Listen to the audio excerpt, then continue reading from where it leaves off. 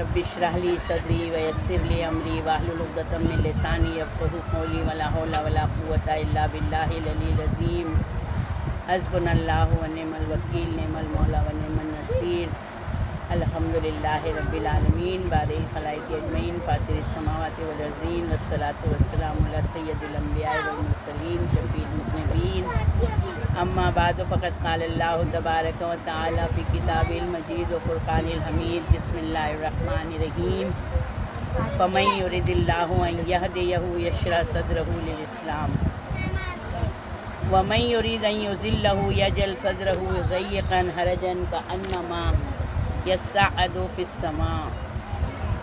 یقیناً خدا جسے ہدایت دینا چاہتا ہے اس کے سینے کو اسلام کے لیے کشادہ کر دیتا ہے، اور جس کو گمراہی میں چھوڑنا چاہتا ہے اس کے سینے کو ایسا تنگ اور دشوار بنا دیتا ہے جیسے وہ آسمان کی طرف بلند ہو رہا ہو۔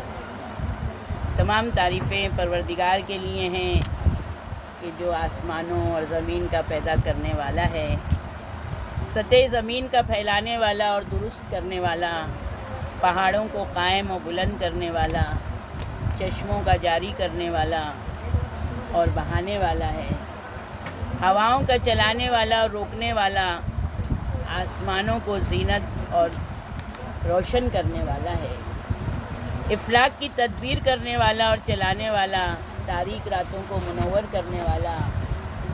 پروردگار نے بے شمار مخلوقات خلق کی، اور پھر مخلوقات کو خلق کرنے کے بعد اس نے نعمتیں دی، اور بے شمار نعمتیں دی کہ اگر ہم اس کی نعمتوں کا شمار کرنا چاہیں تو ہم اس کی نعمتوں کو گن نہیں سکتے ہیں۔ جب ہم گن نہیں سکتے ہیں تو ہم اس کی نعمت کا شکر کیسے ادا کر سکتے ہیں؟ یقیناً سب سے زیادہ اللہ نے ہم کو انسانی شکل دی، یعنی ہم کو زندگی دی، پھر ہم کو انسانی شکل دی، اب انسان بنا کر ہم کو عقل جیسی نعمت دی، تمام مخلوقات میں ہم کو اشرف بنایا، سب سے بلند و بالا۔ اب جب عقل دی تو امتحان رکھا، اب جب امتحان رکھا تو اس نے ہدایت کے انتظام کیے۔ 1,24,000 انبیاء علیہ السلام ہادی کی شکل میں بھیجے۔ سب سے پہلے ہادی حضرت آدم علیہ السلام، اور سب سے آخری ہادی حضرت خاتم النبیین حضرت محمد مصطفیٰ صلی اللہ علیہ وسلم ہیں۔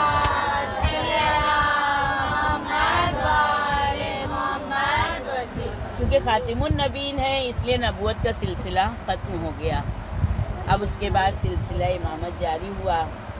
یقیناً آج پہلی شعبان ہے، اور ہم سب جانتے ہیں کہ آج کس کی ولادت کا دن ہے۔ سب سے زیادہ خوشی کا موقع ہے، اور آپ لوگ الحمدللہ بہت ہی قصیدے پڑھ چکی ہیں کہ ولادت ہے جناب سیدہ اور علی علیہ السلام کے گھر بیٹی کی، اور جس وقت رسول اللہ نے جناب زینب سلام اللہ علیہا کو گود میں لیا تو جبریل علیہ السلام آئے، اور جبریل علیہ السلام نے کہا کہ پروردگار نے اس بچی کا نام زینب رکھا ہے۔ زینب یعنی اپنے باپ کی زینت۔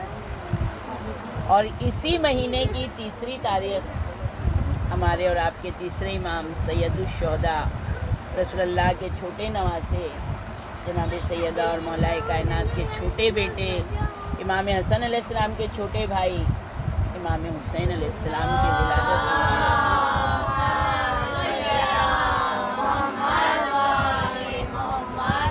یقیناً یہ وہ ولادت ہے کہ جس وقت ولادت کا دن قریب آئے تو اللہ نے جو جنت کی حوروں کی سردار ہے لوئبہ، یعنی حوروں کی سردار، سوچیں جنت کی حوریں کتنی خوبصورت ہوں گی، ان حوروں کی سردار جو ہیں لوئبہ یعنی حسین ترین حور، تو اللہ نے حکم دیا جاؤ لوئبہ جا کے بنت پیغمبر کے گھر دایا گیری کا کام کرو۔ تو جس وقت لوئبہ سب سے بلند مقام میں ان کا گھر ہے، سمجھ لیں کہ ہم لوگ آج زبان میں کہہ سکتے ہیں بنگلہ، بہت بلندی پر، وہ جب اپنی بالکنی سے جھانکتی ہیں، جنت کی سیر کرتی ہیں، جنت کو جب دیکھتی ہیں دیکھنے کے لیے جب بالکنی سے جھانکتی ہیں تو جو ان کے رخسار کی روشنی نکلتی تھی، چمک نکلتی تھی، پوری جنت چمک جاتی تھی، روشن ہو جاتی تھی، وہ لعبہ پروردگار کہہ رہا ہے کہ جاؤ اور جا کر فاطمہ یعنی بنت پیغمبر کے گھر دایا گیری کا کام کرو۔ ادھر پروردگار نے رضوان جنت کو حکم دیا کہ جنت کو بہترین طرح سے سجاؤ، بہت زیادہ سجاؤ۔ کیوں کہ ایک صاحب قدر مولود زمین پر پیدا ہونے والا ہے۔ پھر اللہ نے حکم دیا جبریل علیہ السلام کو، میکائیل علیہ السلام کو، اسرافیل علیہ السلام کو کہ فرشتوں کے دستے لے کر جاؤ زمین پر اور جا کر رسول اللہ کو مبارکبادی دو۔ جیسے ہی تینوں نے حکم سنا، تینوں فرشتوں نے، وہ فرشتوں کا گروہ لے کر زمین کی طرف چلے۔ کہتے ہیں ہر دستے میں 1,00,000 فرشتے تھے۔ یہ زمین پر جب آ رہے ہیں تو راستے میں ان کو فرشتہ ملا سرسائی، جس کو اللہ نے 70,000 پر دیے تھے۔ ان کے ایک پر سے دوسرے پر کا فاصلہ تھا مشرق سے مغرب تک کا، اتنے بڑے بڑے پر، یعنی کتنا عظیم، کتنا قوی ہیکل جسم والا وہ فرشتے ہوں گے۔ ایک مرتبہ اس نے صرف تصور کر لیا اس فرشتے نے کہ اللہ جو ہے سمندروں کی تہ میں جو چھوٹے چھوٹے جانور ہیں، کیا اللہ اس کا بھی علم رکھتا ہے؟ یہ ابھی صرف سوچا تھا اس نے، ادھر اس نے سوچا، ادھر پروردگار نے کہا کہ اب تم یہیں سے ٹھہر جاؤ، اب کوئی سجدہ نہیں کرنا، کوئی رکوع نہیں کرنا، تم سے سجدہ اور رکوع کرنے کی دولت اب تم اس سے محروم ہو گئے ہو۔ تم نے یہ بات خیال میں کیسے لائی؟ کس طرح تم نے میرے بارے میں سوچا؟ ادھر لعبہ اللہ کا حکم سن کر جناب فاطمہ زہرا سلام اللہ علیہا کے گھر آئی،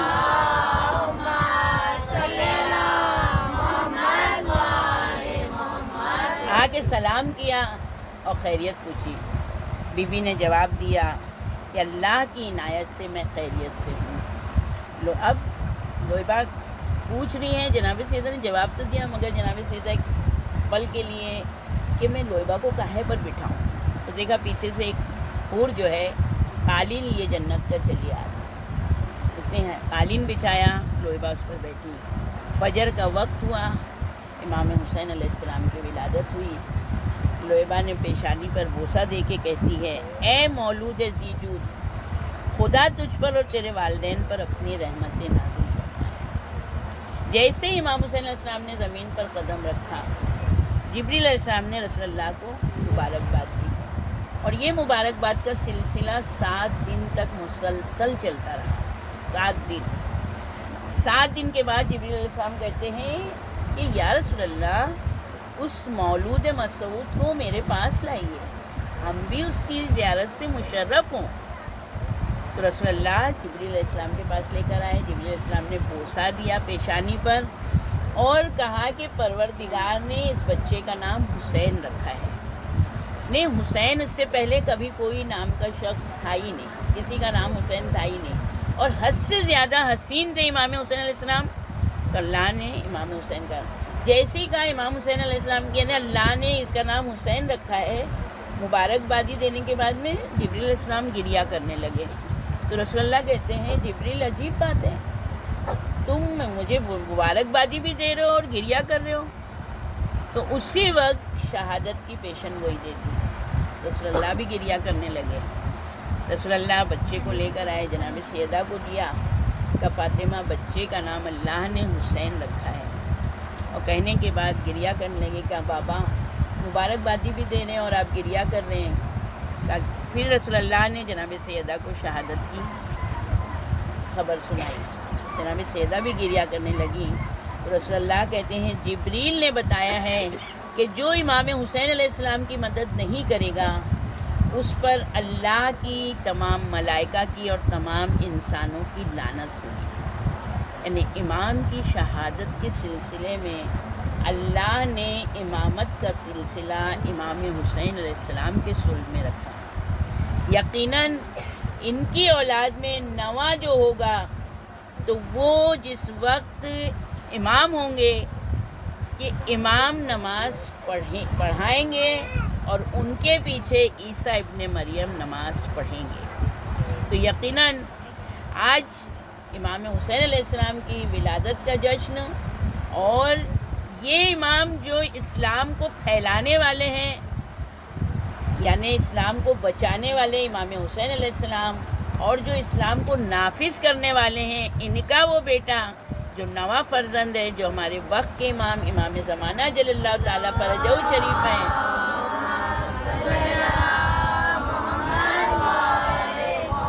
وہ اسلام کو نافذ کرنے والے ہیں. ان کی 15 شعبان کو ولادت ہوئی. تو ہم یہ ساری ولادتوں کا جو جشن منا رہے ہیں، تو آئیے ہم اس جشن کی مبارکبادی تمام معصومین علیہ السلام کی خدمت میں پیش کریں ایک بلند ترین آواز صلوات کے ذریعے.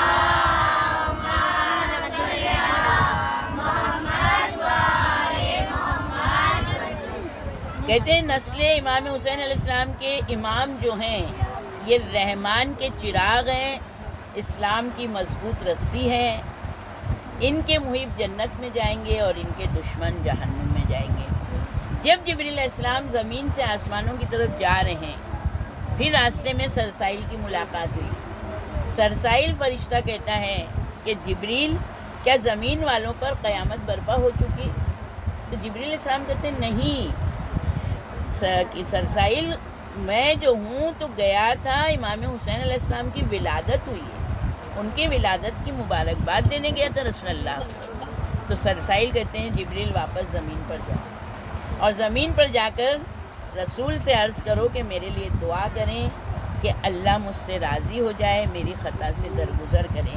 مجھے یقین ہے اگر رسول دعا کریں گے میرے حق میں تو اللہ میری غلطی کو، میری لغزش کو معاف کر دے گا، کیونکہ اللہ کی نظر میں رسول کا بڑا مقام ہے. جبریل علیہ السلام آئے، کہا یا رسول اللہ، سرسائل نے التجا کی ہے کہ آپ اس کے لیے دعا کریے کہ اللہ اس کی غلطیوں کو معاف کر دے. رسول اللہ نے فوراً بچے کو دونوں ہاتھوں پر بلند کیا. رسول اللہ خود بھی ہاتھ اٹھا کے دعا مانگتے تو اللہ دعا رد نہیں کرتا، مگر بچے کی عظمت بتا رہے ہیں کہ دو ہاتھوں پہ بلند کیا، پروردگارا اس مولود کا واسطہ ہے، اس فرشتے سے تو راضی ہو جا. جیسے ہی رسول اللہ کی دعا مکمل ہوئی، عرش اعظم سے آواز آئی، محمد میں اس سے راضی ہو گیا ہوں کیونکہ میرے ہاں تیرا بڑا مقام ہے. ایک صلوات میں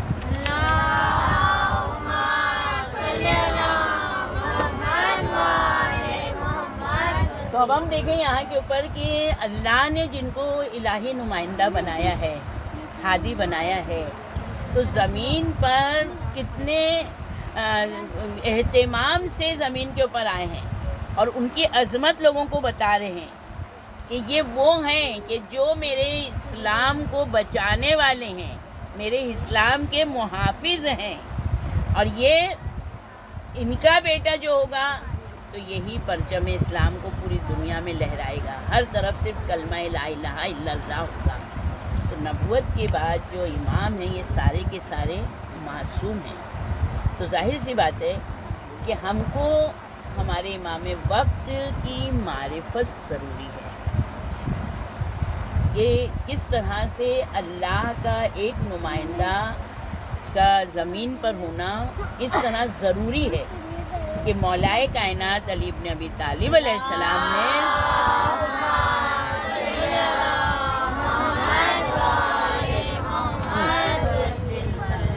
کوفے کے منبر سے خطبہ دیا تھا کہ خدایا تیری زمین پر تیری مخلوقات کے لیے تیری ایک حجت کا وجود ضروری ہے، جو لوگوں کو تیرے دین کی طرف ہدایت کریں گے، تیرے علوم سے آشنا کریں گے تاکہ تیری دلیلیں باطل نہ ہوں، تیرے اولیاء کے پیروکار ہدایت یافتہ ہونے کے بعد گمراہ نہ ہوں، چاہے یہ حجت ظاہر ہو کہ جس کا کہنا لوگ مان رہے ہوں یا پوشیدہ یا غائب ہو.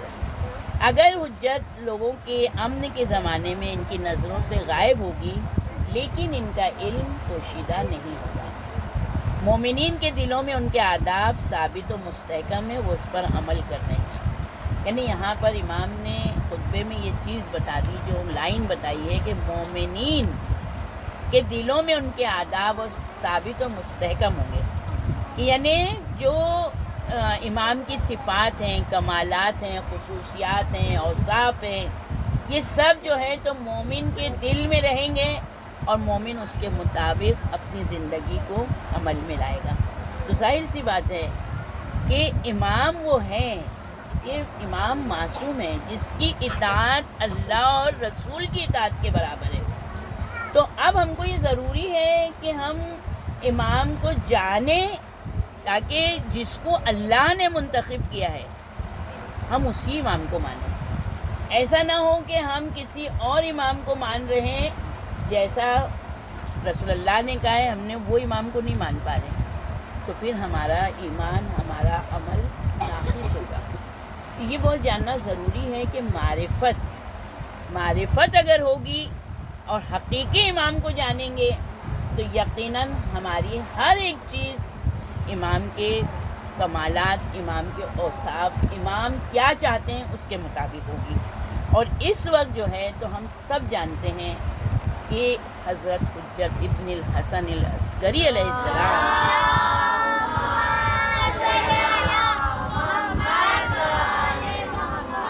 امام غیبت میں ہیں، مگر یہ غیبت ہمارے لیے ہے، امام کے لیے نہیں ہے۔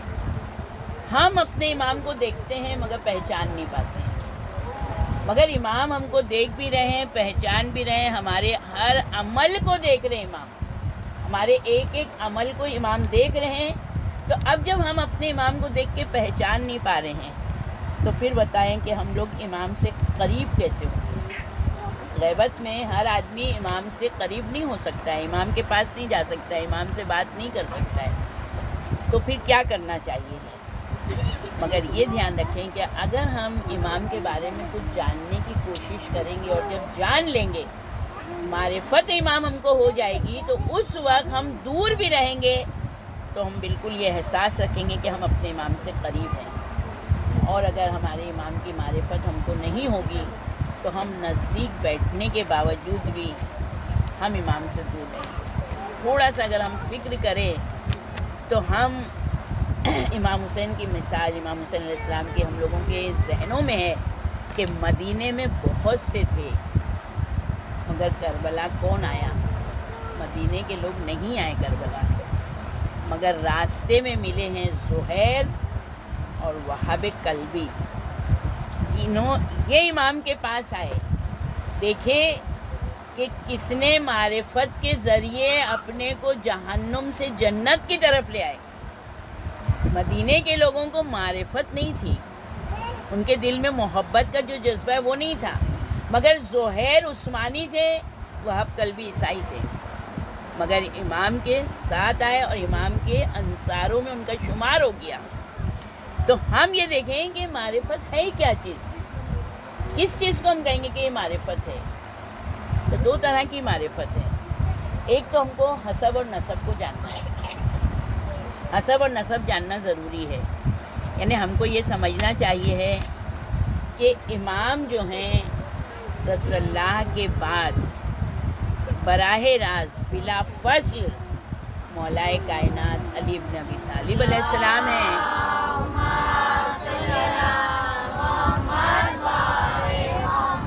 اور اس کے بعد پورے امام کے بعد میں پھر آخری میں ہمارے 12ویں امام، یعنی 12ویں امام کے والد 11ویں امام، 11ویں امام کے والد 10ویں امام، 10ویں امام کے والد 9ویں امام۔ یہ ہم کو جاننا حد سے زیادہ ضروری ہے۔ بیچ میں سے کوئی بھی ایک امام کی امامت پہ اگر شک آ گیا تو ہماری شیعت گئی، ہم پھر شیعت پہ باقی نہیں رہ سکتے ہیں۔ یعنی پورے 12 امام، یعنی ہم کو حسب اور نسب کا جاننا ضروری ہے، کس کی اولادوں میں سے ہیں۔ امام حسن علیہ السلام کی اولادوں میں سے نہیں ہے، بلکہ امام حسین علیہ السلام کی اولادوں میں سے ہر اولاد نہیں ہے۔ کبھی کبھی ایسا ہوتا ہے کہ 4-5 بیٹے ہیں، مگر اللہ نے کس کو منتخب کیا ہے، اللہ نے کس کے لقب کے ذریعے، کس کی کنیت کے ذریعے، کس کے ذریعے بتایا کہ یہ امام ہے، وہی امام کو ہم کو ماننا ہے۔ تو یہ حسب اور نسب جاننا ضروری ہے۔ دوسری چیز ہے کہ امام کی جو صفات ہیں، تو دیکھیں جیسی نبی کی صفت ہے، جتنی نبی میں صفتیں ہیں، صرف ایک وحی کو چھوڑ کے امام میں وہ ساری صفتیں ہوتی ہیں سوائے نبوت کی، کیونکہ وحی آتی تھی، امام پر وحی نہیں آتی۔ رسول اللہ کی وفات کے بعد وحی کا سلسلہ ختم ہو گیا. یعنی جو صفت رسول اللہ میں ہے وہ ساری 12 اماموں میں وحی کو چھوڑ کے، رسالت کو چھوڑ کے صرف ایک لقب مولائے کائنات کا ہے امیر المومنین علیہ السلام، وہ 11 اماموں کے لیے نہیں ہے. باقی ساری چیزیں سب امام میں جیسی رسول اللہ میں سب ویسے ہی ہیں. ان کی اطاعت اللہ اور رسول کی اطاعت ہے. ان کی ہر بات کے، یعنی ہم کو 12 اماموں کی ہر بات کے سامنے تسلیم ہونا ہے، قبول کرنا ہے، ان کے ہر قول کو ماننا ہے. کوئی ہم پر مسئلہ آ جائے تو ہم کو رجوع کرنا ہے، امام کے پاس جانا ہے. جو امام کہہ رہے ہیں ہم کو ان کی ہر بات پر عمل کرنا ہے. جب ہم نے اس چیزوں کو جان لیا کہ یہ ہمارے امام ہیں، ہمارے امام ہی ہمارے رہبر ہیں، لیڈر ہیں، سرپرست ہیں، تو ظاہر سی بات ہے اب ان سے جتنی چیزیں منسوب ہیں ہم کو ہر ایک چیز کا ادب اور احترام کرنا ہے. ہمارے امام کے لقب ہیں. ایک لقب ایسا ہے ہمارے امام کا کہ ہم کو کھڑے ہونا ہے، سر پہ ہاتھ رکھنا ہے، وہ ادب اور احترام. جب ایک انسان کا ادب کرتا ہے، کسی سے ہم ادب سے بات کرتے ہیں، کوئی کتنا بھی بدتمیز ہو، مگر اگر ہم اس سے ادب سے بات کرتے ہیں تو اس کا دل بھی ہماری طرف کیا ہو جاتا ہے، مائل ہو جاتا ہے. وہ بھی ہم سے نرم دلی سے بات کرتا ہے، وہ بھی ہمارا احترام کرنے لگتا ہے. تو اس طرح سے امام سے منسوب جتنی چیزیں ہیں، محفلیں ہیں، مجلسیں ہیں، مسجدیں ہیں، امام باڑے ہیں، یعنی جو بھی چیز امام سے منسوب ہے ہم کو ہر ایک چیز کا احترام کرنا ہے. جتنا احترام ہمارا ہوگا اتنی امام سے ہماری قربت بڑھے گی. جتنے بھی چیزوں میں اگر ہم موجود ہیں جو ہم سے ہو سکتا ہے ہم اس میں بڑھ چڑھ کر حصہ لیں گے. اس سے ہمارے امام کی قربت ہم میں بڑھے گی. پھر یہ بھی چیز ہے کہ انسان کی جب معرفت بڑھے گی تو اس کے نظریات بڑھیں گے، اس کی فکریں بدلیں گی، اس کے تصورات بدلیں گے. جو اس کا نظریہ کسی کے لیے وہ نظریات بدلیں گے. اگر یہ نظریہ عمل اس پر نہیں ہو رہا ہے معرفت کے بعد تو پھر اس کے پاس صحیح معرفت نہیں ہے. یعنی ہم یہ دیکھیں کہ واقعی کہ اگر ہم اپنے امام کو، امام کا مطلب کیا ہوتا ہے، وہ آگے ہوں ہم ان کے پیچھے. یعنی کس طرح سے جو جناب سلمان کا مرتبہ ہے کہ مولائے کائنات جب چلتے تھے تو وہ ان کے قدموں کے اوپر اپنے قدم رکھتے تھے. یعنی جیسا امام کریں گے نقش قدم پر چلنا. تو امام آگے آگے، ہم ان کے نقش قدم پر.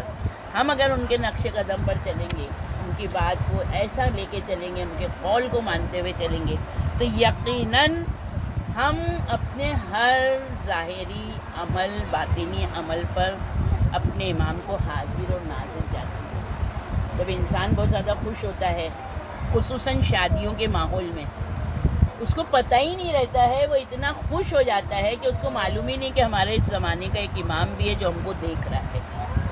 ہوتا ہے نا. یا پھر ہم پر کوئی مصیبت آ جائے تو جتنا نہیں ہوگا ہم اتنا اللہ کو برا کہیں گے، معاذ اللہ معاذ اللہ. مگر جب اگر ہم یہ جان لیں گے کہ نہیں، ہمارا ایک سرپرست ہے، ہمارا ایک لیڈر ہے جو ہماری ہر طرح سے خبر گیری کر رہا ہے، ہمارا محافظ ہے، ہمارا حفاظت کرنے والا ہے، تو پھر ہم اپنے امام کی تسلی جب ہم کو رہے گی تو ہم کبھی بھی اپنی حد سے آگے نہیں بڑھیں گے. پھر یعنی ہم ہمیشہ یہ یاد رکھیں کہ ہمارے ظاہری عمل کے ساتھ ساتھ امام ہماری سوچوں، ہماری فکروں پر بھی نظر رکھے ہیں. ہم ایک دوسرے کے بازو میں بیٹھے ہیں، ہم ایک دوسرے کے لیے کیا سوچ رہے ہیں ہم کو نہیں پتہ ہے، مگر ہمارے وقت کے امام یہ جانتے ہیں کہ اس وقت اس کے دل میں کیا ہے. کیونکہ امام حجت خدا ہیں، ولی خدا ہیں، واسطہ فیض ہیں. آج جتنی بھی نعمتیں مخلوقات کو مل رہی ہیں وہ سب کس کی وجہ سے مل رہی ہیں، کس کے ذریعے سے مل رہی ہیں. یہ ظاہر سی بات ہے اللہ ہم کو براہ راست نہیں دے رہا ہے، یہ سب ولی نعمت ہیں. وہ ہمارے وقت کے امام زمانہ جل اللہ تعالیٰ فرج الشریف.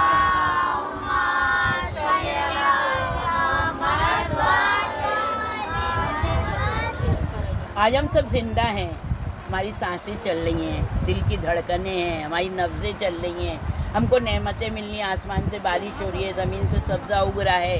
یعنی یہ جو ساری چیزیں مل رہی ہیں ہم کو کس کی وجہ سے مل رہی ہیں؟ ظاہر سی بات ہے کہ اگر ایک انسان کسی کے ساتھ کوئی سلوک کر دیتا ہے چھوٹا سا، تو وہ انسان اس کو تھینک یو بولتا ہے، شکریہ. اگر نہیں بولتا ہے تو ہم لوگ کیا بولتے ہیں، دیکھو اس نے تو شکریہ بھی نہیں بولا. تو جو اتنی ساری نعمتیں جس کے ذریعے سے ملنی ہیں، تو اگر ہم اس کا شکر ادا نہیں کریں گے، یعنی وہ نعمتوں کو اگر ہم صحیح سے استعمال میں نہیں لائیں گے، تو یقیناً ہم اس نعمت کی ناشکری کریں گے، کفر کریں گے. بہت ضروری ہے کہ رسول اللہ کی حدیث ہے کہ جو نعمت دینے والا ہے کہ ہم کو اس سے کیسے محبت کرنا ہے. تو رسول اللہ بتا رہے ہیں کہ خدا سے اس کی نعمتوں کی بنا پر محبت کرو. یعنی ہم لوگ خدا سے شکایت بہت کرتے ہیں، مگر ہم لوگ یہ دیکھیں کہ اللہ کو ہم نے کیا دیا ہے. کیا ہم کچھ اس کے، وہ ہمارا کوئی قرض دار ہے؟ اللہ ہم کو بغیر مانگے کیا نہیں دیا ہے اس نے. تو اللہ کی نعمتوں کو یاد کرو اور اس کا شکر ادا کرو. یہ رسول اللہ کی حدیث ہے. اور جب وہ نعمتیں دے رہا ہے تو اللہ سے محبت کرو. پھر رسول اللہ کہتے ہیں خدا کی خاطر مجھ سے محبت کرو کہ میں اللہ کا رسول ہوں، اللہ نے مجھے تمہارے لیے ہادی بنا کر بھیجا ہے، اور میری خاطر میرے اہل بیت سے محبت کرو. تو آج خالی ہم ظاہری نعمتوں کو نہیں دیکھیں گے. دنیا میں تو ہم کو نعمتیں الحمدللہ مل رہی ہیں، تو دنیا میں تو کافروں کو بھی مل رہی ہیں نا، مشرکوں کو بھی مل رہی ہیں. مگر ہم کو جو نعمت ملے گی، ہماری دنیا کی نعمت کے ساتھ ساتھ آخرت کی نعمت ہے. سب سے کٹھن منزل ہے موت کی. کوئی بھی انسان دنیا سے خوشی سے مرنا نہیں چاہتا ہے، اور اگر سکرات کی موت ہو گئی تو اہل بیت کی محبت کی بنا پر وہ موت آسان ہو جاتی ہے. قبر میں سوالات ہیں، قبر کی تاریکی دور ہوتی ہے اہل بیت سے محبت میں. میدان محشر میں گروہ میں ہم ان کے شامل ہوں گے. فشار قبر سے نجات ملے گی. برزخ کے سخت ترین عذاب سے ہم کو بہت زیادہ آسانی ہوگی. پھر جنت کی راہیں کھلیں گی، اور سب سے بڑی چیز ہم کو ان کی شفاعت ملے گی. ہم کتنی بھی نیکیاں کریں، مگر جب تک چاردہ معصومین کی شفاعت نہیں ہوگی، کیا ہم جنت میں جا سکیں گے؟ نہیں جا سکیں گے. تو یہ جو نعمتیں ہمارے مل رہی ہیں ہم کو، اب جو ہم اس کا فائدہ اٹھا رہے ہیں، تو پھر ہم کو اس کا شکر ادا کرنا چاہیے. یقیناً اپنے امام سے ہم دل توڑ کے اپنی جانیں قربان کر کے محبت کریں گے، اور یہ محبت ہم رسالت کا اجر ادا کریں گے. اور ساتھ ساتھ رسول اللہ نے کس طرح کہا ہے کہ کسی بندے کا ایمان اس وقت تک کامل نہیں ہو سکتا جب تک وہ مجھے خود اپنے آپ سے زیادہ نہ چاہتا ہو، اور میری اطرت کو اپنی اطرت سے زیادہ عزیز نہ رکھتا ہو، میرے اہل بیت علیہ السلام کو اپنے رشتہ داروں سے زیادہ نہ چاہتا ہو، میری ذات اس کے نزدیک خود اس کی ذات سے محبوب نہ ہو، زیادہ محبوب نہ ہو. یعنی آج رسول اللہ سے سب سے زیادہ قریب کون ہے؟ امام زمانہ ہے. رسول اللہ سے مشابہ کون ہے؟ امام زمانہ ہے. رسول اللہ کے کمال اور صفات کے مظہر کون ہے؟ امام زمانہ ہے. اور ہم کو امام سے کیسی محبت کرنا چاہیے، کیسے اپنی جانیں قربان کریں، کس طرح ہم ان کی قربت حاصل کر سکتے ہیں، یہ ہم کو اہل بیت علیہ السلام نے بتایا ہے. دیکھیں اگر قرآن میں لکھا ہے تو اہل بیت نے عمل کر کے بتایا ہے. جس وقت رسول اللہ ہجرت کر رہے ہیں تو رسول اللہ کی جان کے لالے ہیں. مولائے کائنات بستر پر سو گئے، میں قتل ہو جاؤں چلے گا، رسول اللہ کی جان بچ جائے. جس وقت جناب سیدہ کے دروازے پر لکڑیاں لائے ہیں دشمن، جناب سیدہ دروازے کے پاس آ گئے تاکہ علی محفوظ ہو جائے. اس کے بعد جناب محمد حنفیہ کو مولائے کائنات جنگ میں ہمیشہ آگے بھیجتے تھے. جنگ صفین، تیروں کی بارش ہو رہی ہے، جناب محمد حنفیہ گھبرا رہے ہیں، امام نے ڈھکیلا، جاؤ اندر جاؤ. لوگوں نے کہا مولا آپ امام حسن امام حسین علیہ السلام کو ایسا نہیں بھیج رہے. تو کہا امام حسن امام حسین رسول اللہ کے بیٹے ہیں، محمد میرا بیٹا ہے. یعنی یہاں پر علی علیہ السلام نے بتا دیا کہ میرا بیٹا قربان ہو جائے رسول کے بیٹوں کا. پھر ہم امام حسین علیہ السلام کو دیکھتے کہ جب تک کہ امام حسین علیہ السلام عاشورے کے دن انصار عزہ سے پہلے شہید ہوئے ہیں، وہ اپنے کو قربان کیا عزہ سے پہلے، اور عزہ جتنے تھے عزیز سب امام حسین پہ قربان ہو گئے۔ تو مگر اگر ہم قربانی دے رہے ہیں تو اللہ نے اس کا اجر بھی بہت زیادہ رکھا ہے، جتنی زیادہ ٹوٹ کے محبت ہوئے گی اتنا زیادہ اجر بھی ملے گا۔ مولا کائنات اگر بستر پر سوئے ہیں تو اللہ نے آیت نازل کر دی، وَمِنَ النَّاسِ مَن يَشْرِي نَفْسَهُ ابْتِغَاءَ مَرْضَاتِ اللَّهِ۔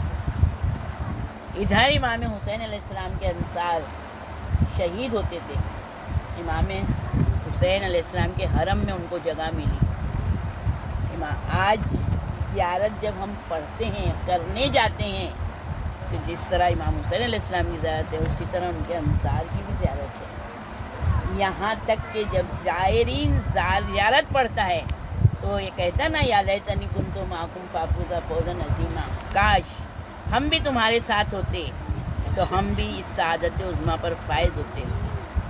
تو یقیناً اگر امام حسین علیہ السلام تک سلسلہ امامت کا ختم ہو جاتا تو یہ جو کاش کا لفظ آیا ہے نا یہ صرف دعا بن کے رہ جاتا، اور انسان کی تمنا دل میں گھٹ کے رہ جاتی کہ ہم امام حسین علیہ السلام کے وقت نہیں تھے۔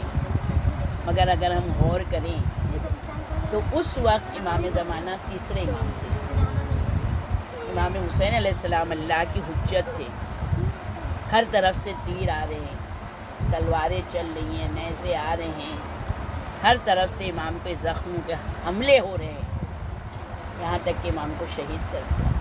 تو آج انہی کا بیٹا ہمارے وقت کے امام غیبت میں ہے، غیبت پر بہت ہی حملے ہو رہے ہیں ان کی لمبی زندگی پر، اگر وہ ہیں تو لوگوں میں کیوں نہیں آ رہے ہیں؟ اتنے لوگوں نے شک اور شبہات پیدا کر دیے، اتنے اعتراض کر رہے ہیں، تو آج ہمارا فرض ہے کہ ہم ان اعتراض کا دفاع کریں۔ جتنے حملے ہو رہے ہیں، جس طرح ہم چاہتے ہیں ہم اپنے علم حاصل کر کے ہم اپنے امام وقت کا دفاع کریں، یہ ہم اگر جتنی ٹوٹ کے محبت کریں گے اتنی زیادہ امام کی بھی نظر کرم ہم پر رہے گی۔ کیوں؟ اس محبت کے لیے اللہ نے رسول اللہ کو تاکید کی ہے۔ حدیث بہت طویل ہے، اتنی نہیں بتانا ہے۔ اس وقت رسول اللہ معراج پر گئے ہیں، اور معراج پر جب گئے ہیں تو اللہ نے اشارہ کیا تھا، اور جب رسول اللہ نے پوچھا تھا یہ سارے نور، تو کہا تھا یہ تمہارے بعد تمہارے امام ہوں گے۔ مگر جس وقت رسول اللہ کو آخری دو لائن کہ امام کا وہ لقب جو ہم سر پر ہاتھ رکھ کے کھڑے ہو جاتے ہیں، اے محمد اس سے محبت کرو، امام کا نام وہ لقب لیا کیونکہ میں اس کو بہت چاہتا ہوں، اور اس کو چاہتا ہوں جو اس سے محبت کرتا ہے۔ ہم سب جانتے ہیں کہ رسول اللہ کو اللہ حبیب خدا کہتا ہے، خدا کا حبیب، یعنی ٹوٹ کے محبت کرتا ہے اللہ رسول اللہ سے، ٹوٹ کے محبت کرتا ہے۔ تو کیا کہہ رہا ہے اللہ کہ اگر تم چاہتے ہو یہ محبت میں اور اضافہ ہو تو پھر تم کو اس سے محبت کرنا ہے۔ تو یقیناً آج بھی اگر چاہتے ہیں کہ ہم کو بھی اللہ وہ مقام دے تو جس طرح سے اللہ نے رسول اللہ کو کہا ہے اس طرح ہم بھی اپنے امام وقت سے اپنی جان توڑ کے محبت کریں، جو ہم سے ہو سکتا ہے ہم اپنے امام وقت کے لیے کر لیں۔ یقیناً ہر وقت امام کا ذکر اپنے ذہنوں میں رکھیں، ان کا تذکرہ کرتے رہیں، ان کی محفلیں منعقد کریں، ان کے لیے جو بھی ہم کر سکتے ہیں ان کا ذکر لوگوں میں عام کریں، ان کی حدیثوں کو عام کریں کہ امام کہتے ہیں کہ ہمارے امر کو زندہ کرو۔ تو یقیناً اللہ ہم سب کو توفیق دے کہ ہم اپنے امام وقت کی معرفت حاصل کریں، اور معرفت کے ساتھ ساتھ یقیناً ہم اپنے امام سے محبت کریں۔ اور ایک جملہ جو ہے کہ امام کے ہم نقش قدم پر چلیں، یہ بہت سخت ترین ہے۔ امام کیا چاہتے ہیں؟ بہت آسان سا، بہت روزانہ کا سنا ہوا ہے یہ کہ امام کبھی بھی یہ دھیان رکھیں کہ کروڑ پتی ارب پتی کو نہیں جانتے. امام کے سامنے تقوی کا لیول کتنا ہے, خلوص کتنا ہے, محبت کتنی ہے. صرف عالموں سے محبت نہیں ہے امام کو. امام کو چاہتا کون ہے سب سے زیادہ, امام کو فالو کون کر رہا ہے, کون امام کی پیروی کر رہا ہے, دنیاوی نفع کے لیے یا آخرت. یہ ساری چیزیں امام کی دیدار میں ہم لوگوں کو رکاوٹ بنتی ہیں, اور یہی چیزیں ہمارے امام کے لیے دیدار میں آسانی بھی رکھتی ہے. تالے والا ہے, غریب ہے, چھوٹی سی دکان ہے بازار میں, مگر وہ تالے والا غریب ہے, مگر جو حق ہے کمانے کا, جو شرائط بتائی گئی ہیں کہ اس طرح سے تم کو یعنی بیچنا ہے, اس طرح خریدنا ہے ایمانداری سے, تو وہ یہ نہیں دیکھتا ہے کہ مجھے پیسے والا بننا ہے. امام نے کیا حکم دیا ہے اس کے مطابق وہ حکم اپنا عمل کرتا ہے. تو امام اس کی دکان پر آ کے بیٹھتے ہیں. دیکھیں وہ امام جس کی دکان پر امام آ کر بیٹھے, جو ہر وقت اپنے امام کو دیکھ رہا ہو, کتنا عظیم وہ شخص ہوگا. تو یقیناً امام خود کہتے ہیں کہ تم نہیں کرو آج اتنے 40 دن کے عمل, مگر اس جیسے بن جاؤ, میں خود تمہارے پاس آؤں. تو امام ہماری جو بھی ہم خدمت کر رہے ہیں, مولا ہماری خدمات کو قبول کریں اور ہماری معرفت میں اضافہ ہو, اور ہم بھی اسی طرح دل توڑ کے اپنی جانیں اپنے امام پہ قربان کریں, ہم سب کی مشکلیں آسان ہوں. خصوصاً یہ ولادت کا جشن ہم منا رہے ہیں, مولا ہم تو سب خوش ہیں, مگر دنیا میں شیعہ بہت ہی مشکل زندگی گزار رہے ہیں. امام زمانہ امام حسین علیہ السلام کی کربلا والوں کے صدقے میں مولا تمام شیعوں کی ہر مشکل کو آسان کر. وہ جس ظالموں کے چنگل میں پھنسے مالک, ان سب کو ہر ظالم سے رہائی دلا دے. میرے مولا ہم سب کی دلی تمنا یہ ہے کہ اس سال ہم غیبت میں جشن منا رہے ہیں, مگر اتنا ظلم بڑھ چکا ہے کہ مولا آتے سال ہم آپ کی زبانی آپ کے بھی فضائل سنیں اور کربلا کے بھی فضائل اور مصائب سنیں. یقیناً دعائے معرفت کے ذریعے ہم اختتام کرتے ہیں. بسم اللہ الرحمن الرحیم. اللہم عرفنی نفسک فإنک ان لم تعرفنی نفسک لم أعرف نبیک. اللہم عرفنی رسولک فإنک ان لم تعرفنی رسولک لم أعرف حجتک. اللہم عرفنی حجتک فإنک ان لم تعرفنی حجتک ضللت عن دینی. پروردگارہ صدقے محمد آل محمد کی ہماری چھوٹی سی خدمت کو قبول کر لے. تمام پروردگار جتنی کنیزان سیدہ آئی ہیں ان سب کی دلی مقاصد کو پورا کر دیں, اور بانی مجلس حاضرین محفل کے جتنے قریبی عزیزی رشتہ دار ہیں میرے مالک, جو پچھلے سال ہمارے درمیان تھے, آج مرحومین کی فہرست میں مالک تمام مرحومین کے گناہ کبیرہ اور صغیرہ کو معاف کر دیا. پروردگار ان کی برزخ کی منزلوں کو آسان کر دے, ان کی قبروں کو وسیع و منور کر دے. پروردگار خصوصاً میرے مالک جمیلہ ہمیشہ پروگرام میں آگے رہتی تھی, پروردگار اسی طرح سے وہ امام کے ناصر و اعوان میں اس کا شمار ہوتا رہے. پروردگار وہ برزخ میں جنت کی نعمتوں سے سرفراز ہو رہی ہو. پروردگار اس کو جوار چارہ معصومین علیہ السلام میں اس کا مقام قرار دینا. پروردگار اسے مقام اعلی علین میں جگہ عنایت فرما. ہم سب کے بھی گناہ کبیرہ اور صغیرہ کو معاف کرنا. ربنا تقبل منا انک انت السمیع العلیم. وآخر دعوانا الحمد للہ رب العالمین.